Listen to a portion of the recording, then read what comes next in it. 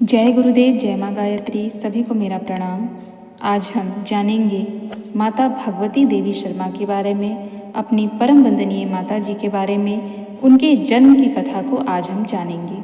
जन्म शताब्दी आने वाली है, क्यों ना हम माता जी को स्मरण करें, उनको याद करें और उनकी यादों की एक अनोखी यात्रा हम अभी से तय करना शुरू कर दें। आइए जानते हैं दिव्य ज्योति के अवतरण की वेला। दिव्य ज्योति के जन्म की शुभ घड़ी समीप आने लगी थी। मातृत्व मानवीय रूप और साकार ले रहा था। आदि शक्ति के युग शक्ति के रूप में अवतरण का संकल्प सूक्ष्म जगत में मुखरित हो चला था।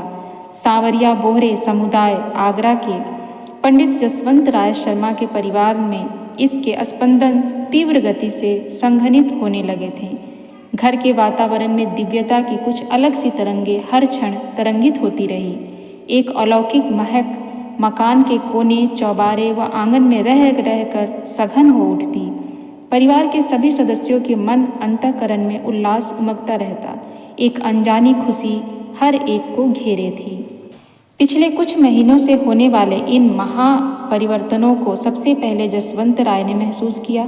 जसवंत राय बड़े ही सीधे सरल स्वभाव वाले आध्यात्मिक प्रकृति के व्यक्ति थे। उनकी सहधर्मिणी रामप्यारी शर्मा पति के अनुरूप जीवन यापन करने वाली भक्तिमती महिला थी।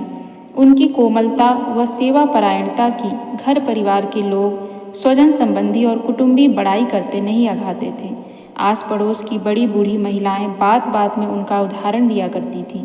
जब तब वे आपस की चर्चाओं में कहा करती, देखो जसवंत राय की बहू को घर परिवार और बच्चों को कितनी अच्छी तरह से संभालती है, और फिर पूजा पाठ और जप तप भी कितना करती है। प्रशंसा के इन स्वरों में यथार्थ की सार्थकता थी। इस ब्रह्मांड दंपति के पुण्य चरित्र और तप परायणता को देखकर ऐसा प्रतीत होता था मानो ये प्राचीन काल के सुतपा और कृष्णी हैं।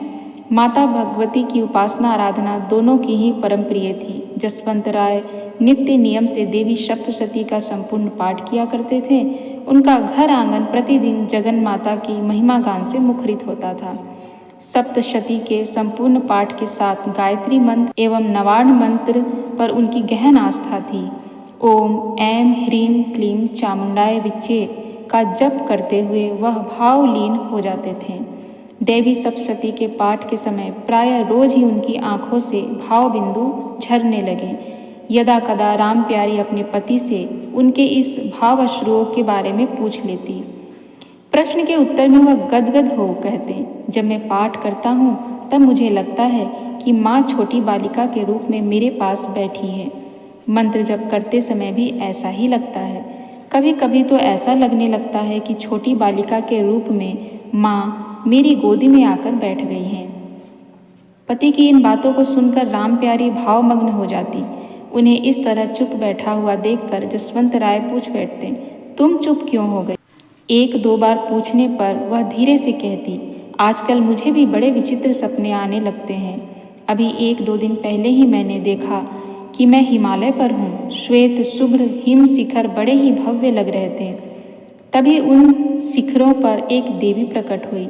सचमुच ही देवी थी वो।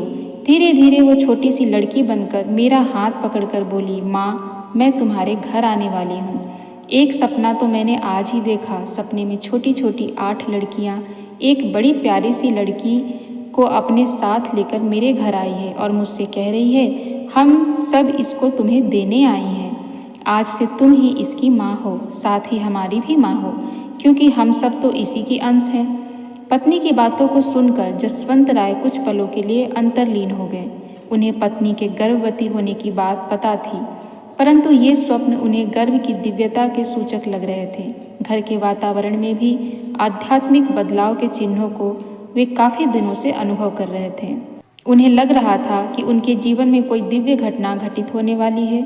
उन्हें इस तरह सोच में डूबा हुआ देख राम प्यारी बोली, तुम चुप क्यों हो? कुछ कहते क्यों नहीं? पत्नी के इन प्रश्नों से उनके चिंतन की कड़ियाँ झंकार से बिखर गई। वह अपने भावों से उबरते हुए राम प्यारी से बोले, मुझे लगता है इस बार माता भगवती जगदम्बिका स्वयं हम पर, तुम पर, अपने पूरे परिवार पर कृपा करने के लिए अवतीर्ण हो रही हैं। जसवंत राय की इन बातों को सुनकर राम प्यारी भाव विह्वल हो उठी। उनकी आंखें छलक उठी। उन्होंने मन ही मन आदि माता जगदम्बा को प्रणाम किया और उठ खड़ी हुई। अभी उन्हें घर के काफ़ी काम करने थे, लेकिन आज वह घर के काम को करते हुए महसूस कर रही थी कि उनके भीतर एक अद्भुत आनंद धारा मंद गति से बह रही है। इससे उनका रोम रोम अस्तित्व का अणु अणु भीग रहा है। काम करते हुए बीच बीच में उन्होंने अपने दोनों बेटों दीनदयाल एवं सुनहरी लाल और बेटी ओमवती को भरपूर प्यार किया। शायद वह अपने भीतर उमड़ती उफनती आनंद सरिता के प्रवाह को अपने बच्चों में भी उड़ेलना चाहती थी। रात को सोते समय दिव्य भाव अनुभूतियों ने उन्हें घेर लिया। उन्हें लगा कि दिव्य लोकों के देवगण देवियाँ, सूक्ष्म शरीरधारी ऋषि और सिद्धगण उनके गर्भ पर पुष्प वृष्टि कर रहे हैं। अब यह किसी एक दिन की बात नहीं, नित्य का कर्म हो गया था। गर्भ की अवधि ज्यों-ज्यों पूर्णता की ओर बढ़ रही थी, ये भावानुभूतियाँ भी उत्तरोत्तर सघन होती जा रही थी। उनके प्राणों में पुलक बढ़ती जा रही थी। उनकी निर्मल अंतर्चेतना और अधिक उज्ज्वल दीप्ति से प्रकाशित होती जा रही थी।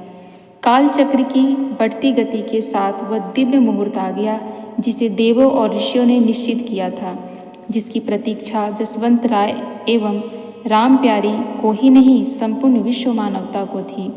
अश्विन कृष्ण तृतीया संवत 1982 20 सितंबर 1926 के प्रातः 8 बजे के लगभग दिव्य ज्योति ने जन्म लिया।